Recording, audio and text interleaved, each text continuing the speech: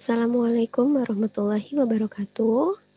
Hari ini kita lanjutkan kembali materi untuk kuliah perpindahan panas. Dan di pertemuan terakhir kali ini, yaitu pertemuan 18, kita masih akan membahas tentang heat exchanger, khususnya tentang efektivitas heat exchanger. Untuk tujuan pembelajarannya, mahasiswa diharapkan mampu melakukan perhitungan heat exchanger berdasarkan data efektivitas. Jadi di pertemuan yang lalu, di pertemuan sebelumnya, kita sudah pernah membahas tentang perhitungan heat exchanger menggunakan prinsip atau konsep dari LMTD. Nah, penggunaan LMTD tersebut bisa digunakan apabila suhu masuk dan keluar fluidanya itu diketahui. Nah, kalau suhu keluar fluida itu tidak diketahui, maka untuk melakukan perhitungan heat exchanger akan membutuhkan metode iterasi, yaitu trial and error. Jadi karena metode ini kan cukup rumit, ada cara yang lebih sederhana supaya kita lebih mudah untuk melakukan perhitungan heat exchanger, yaitu dengan cara memperhitungkan efektivitas HE. Nah, perhitungan dengan menggunakan efektivitas HE ini lebih fleksibel digunakan karena kita tidak perlu data suhu keluar fluida. Jadi, metode efektivitas ini bisa kita gunakan ketika kita tidak mempunyai data suhu keluaran fluida, sementara kita diminta untuk menghitung perhitungan misalnya untuk laju transfer panas atau untuk desain HE itu sendiri, kurang lebih seperti itu. Pertama kita akan membahas efektivitas dulu. Efektivitas itu secara definisi artinya adalah rasio laju transfer panas aktual pada heat exchanger terhadap laju transfer panas maksimum yang dapat dicapai.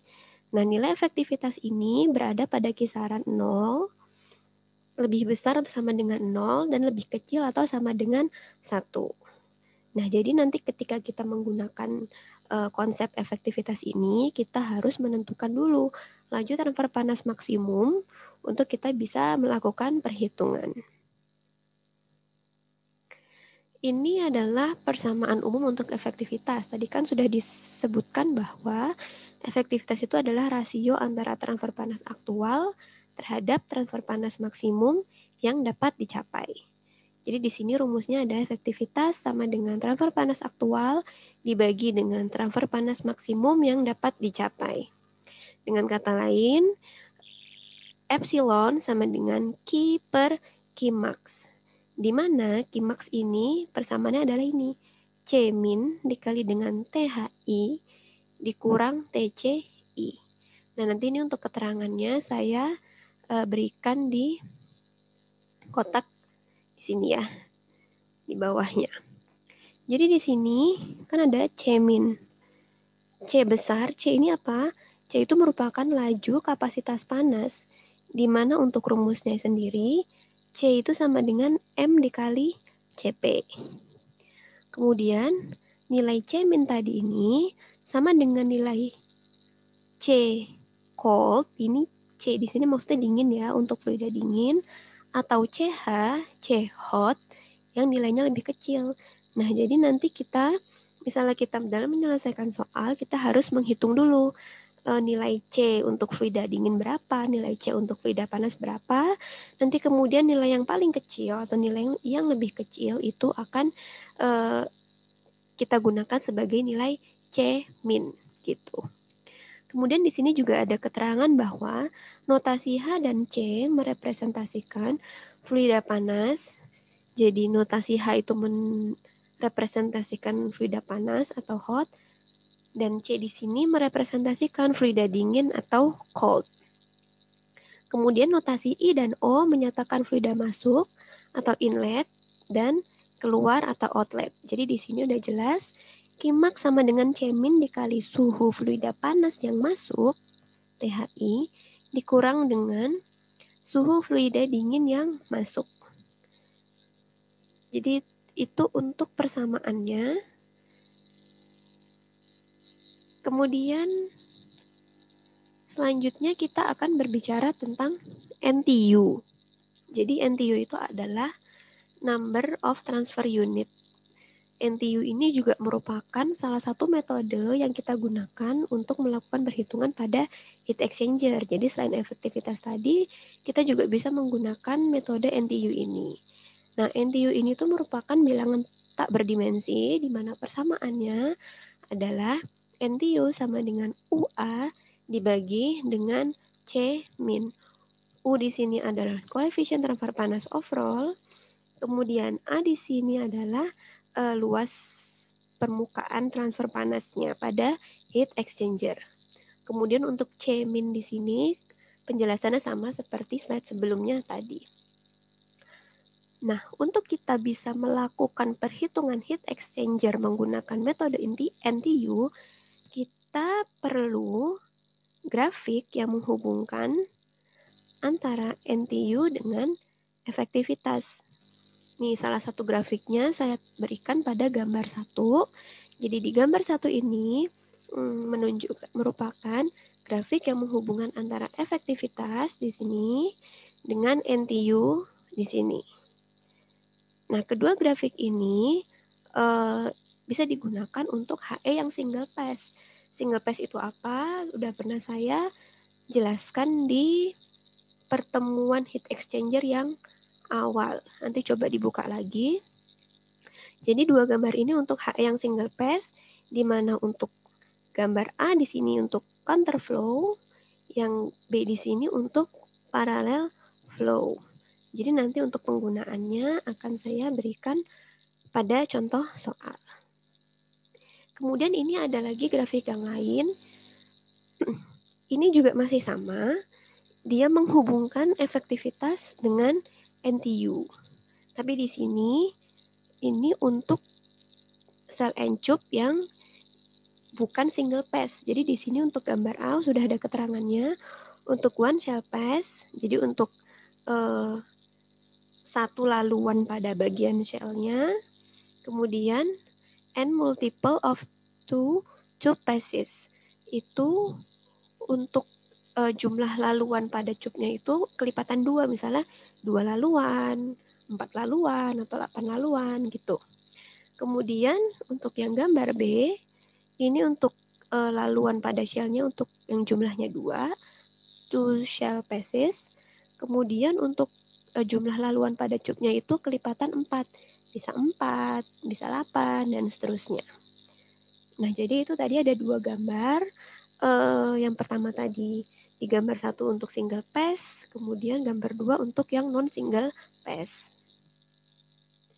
Kemudian selain dari grafik tadi, kita juga bisa melakukan perhitungan heat exchanger itu menggunakan persamaan-persamaan yang sudah ditentukan dalam tabel 1 ini. Nah, jadi nanti untuk perhitungan atau untuk persamaan yang menghubungkan antara efektivitas dan NTU, kita bisa lihat di sini. Nanti penggunaan persamaannya kita sesuaikan dengan jenis heat exchanger-nya. Misalnya di sini ada concentric tube, ada yang paralel, ada yang counterflow, ada cell end tube, terus berapa shell pass-nya, berapa tube passes-nya gitu. Nah, nanti jadi selain grafik tadi, kita juga bisa melakukan perhitungan hubungan antara efektivitas dengan NTU menggunakan persamaan di sini. Tapi jangan lupa nanti persamaan yang digunakan harus tepat sesuai dengan jenis heat exchanger yang digunakan.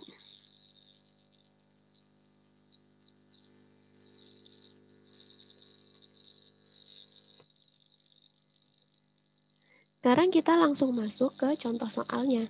Jadi di sini ada air mengalir dengan laju 0,667 kg per sekon. CP-nya diketahui 4,192 kJ per kilogram Kelvin dalam heat exchanger counter current. Jadi di sini mungkin saya tandai ada air, lajunya ini 0,667, CP-nya sekian dalam HE counter current. Ini juga penting. Counter current pada T 308 Kelvin. Kemudian air tersebut dipanaskan menggunakan minyak yang masuk pada suhu 383 Kelvin. lajunya 2,85 kg per sekon, dengan CP-nya 1,89 kJ per kilogram Kelvin.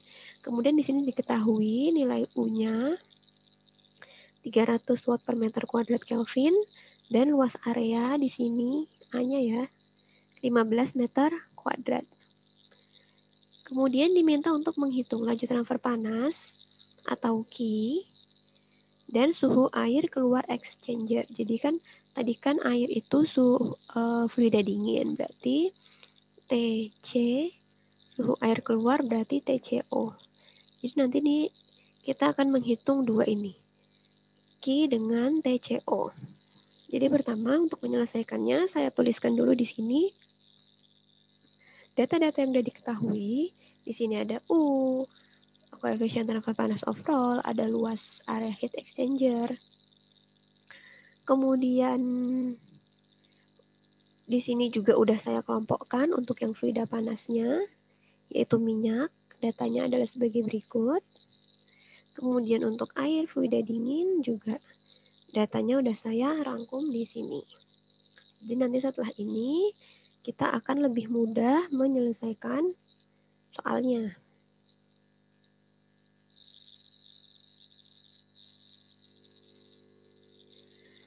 Untuk langkah yang pertama, kita harus menentukan dulu nilai C min. Jadi kan tadi sudah saya sampaikan bahwa untuk menentukan nilai C min, kita harus menghitung dulu masing-masing nilai CH dan CC.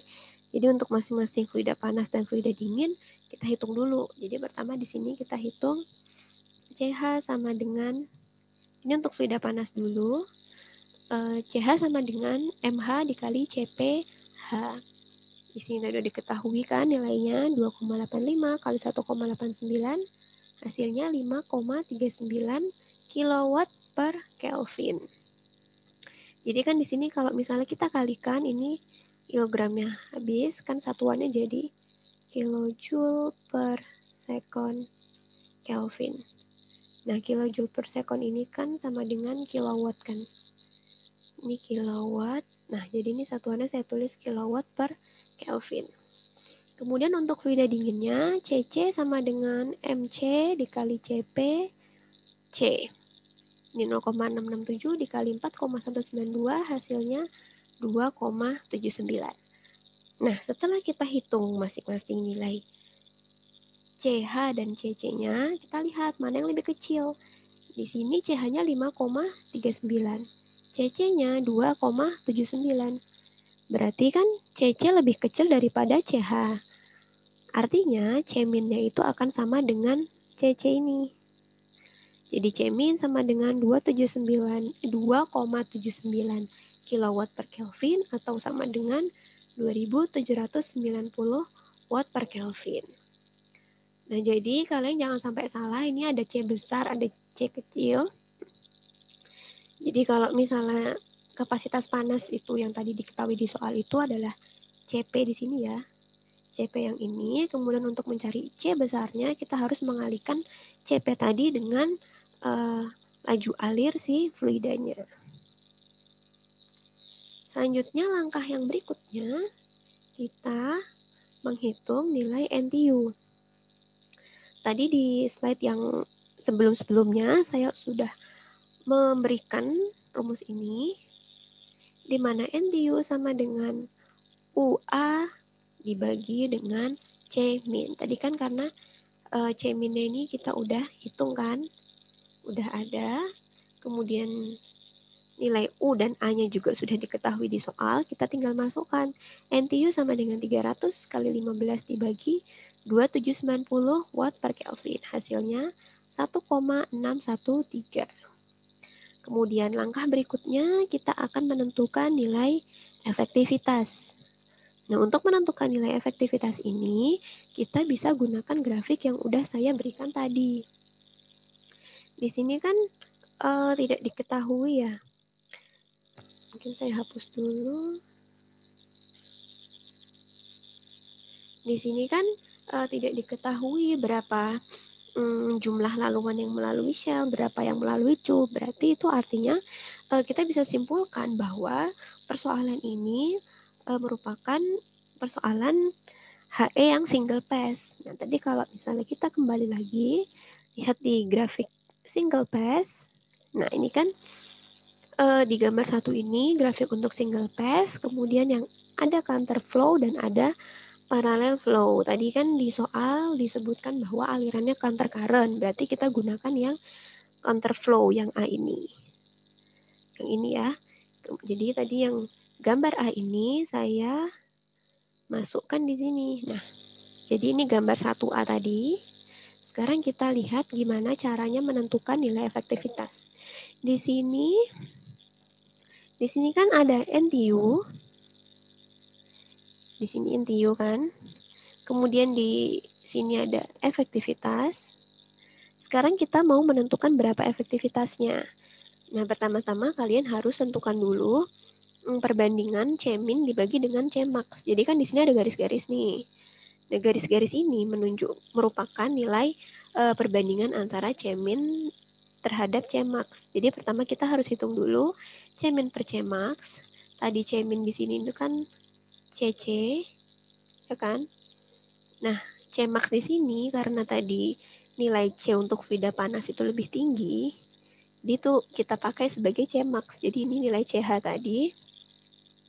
Ini tadi CH, ini tadi CC, kita bandingkan hasilnya 0,52. Berarti kan 0,52, saya di sekitar sini ya. Ini kan ada garis 0,5, sekarang sekitar sini nih. Kita gunakan garis yang sini. Maaf, Nah, pokoknya garis ini ya. Ini kurang lebih yang garis itu yang saya tandai ungu. Kemudian tadi nilai NTU-nya 1,613. Ini mungkin di sekitar sini ya. Nanti kita tarik garis sampai nilai 0,52 lah kira-kira, atau 0,5 juga boleh. Nanti kita tarik garis ke kiri, kita dapat nilai efektivitasnya. Jadi sini kita lihat. Nah, di sini sudah saya beri garis. Ini kira-kira 1,6, kemudian ini saya gunakan 0,5. Ya kan? Dapat nilai efektivitasnya ini sama dengan 0,7.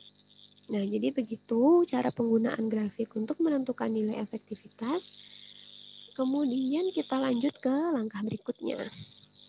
Tadi setelah kita mendapatkan nilai NTU dan juga nilai efektivitas, kita bisa menghitung laju transfer panas. Jadi, tadi untuk efektivitas itu sendiri kan definisinya itu adalah laju transfer panas aktual dibagi dengan laju transfer panas maksimum yang bisa dicapai, di mana persamaannya adalah ini tadi ya, epsilon sama dengan Q per Qmax. Nah, untuk Qmaxnya sendiri tadi sudah saya tuliskan juga, persamaan adalah C min dikali THI minus TCI. Kemudian di sini kita masukkan aja nilai-nilainya. Efektivitas tadi udah kita dapat dari grafik 0,7. Kemudian Q ini yang akan dicari. Kemudian kita sekarang menghitung ini Qmax-nya. C-minnya tadi 2790 watt per Kelvin. THI ini adalah suhu minyak yang masuk 383. TCI ini suhu air yang masuk 308. Dari sini kita bisa dapat bahwa nilai Q-nya sama dengan 146.175 watt. Nah, jadi ini untuk soal yang pertama tadi kita sudah dapat laju transfer panasnya. Kemudian tadi kan di soal kita juga diminta untuk menentukan suhu air keluar, ya kan? Jadi setelah tadi kita mendapatkan nilai Q, mendapatkan nilai laju transfer panas, kita bisa menghitung suhu air keluarnya berapa. Nah, untuk menghitung suhu air keluar, kita bisa gunakan rumus ini. Rumus dasar yang Q sama dengan MCP delta T. Ini rumus dasarnya. Karena kita diminta untuk menghitung suhu air, dan karena air itu tadi kan fluida dingin, berarti kita bisa gunakan data-data ini. MC dikali CPC dikali TCO min TCI. Jadi ini laju alirnya air, kemudian ini kapasitas panasnya air, ini suhu air keluar, dan ini suhu air masuk. Nah, ini kita tinggal masukkan aja nilai Q-nya di sini sama dengan yang ini tadi, 146.000 146.000 sama dengan 0,667 dikali CP-nya tadi 4192. TCO-nya di sini yang akan kita hitung. Kemudian suhu air masuk tadi kan 308. Nah, dari sini kita dapat TCO-nya sama dengan 360,4 Kelvin. Jadi ini adalah suhu air yang keluar dari heat exchanger. Jadi itu kurang lebih contoh soal. Saya tunjukkan bagaimana cara penggunaan konsep efektivitas dan NTU untuk melakukan perhitungan pada heat exchanger. Mudah-mudahan cukup bisa dipahami. Untuk latihan soalnya insya Allah nanti saya susulkan. Jadi materinya saya rasa itu saja. Mudah-mudahan bisa diterima dengan baik. Saya rasa sekian. Wassalamualaikum warahmatullahi wabarakatuh.